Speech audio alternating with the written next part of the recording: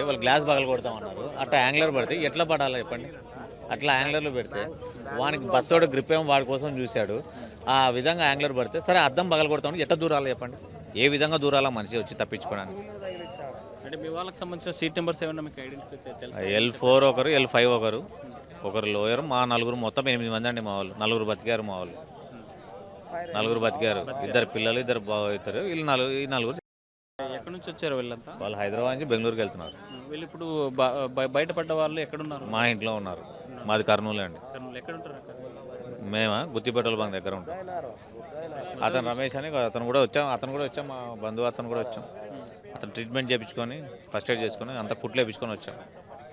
మొత్తానికి చూసుకుంటే ఘటనలో వచ్చినటువంటి వాళ్ళు మొత్తం 8 మంది వస్తే 4 బయటపడ్డారు. 4 బాబుతో పాటు పాప, అదేవిధంగా భార్య భర్త.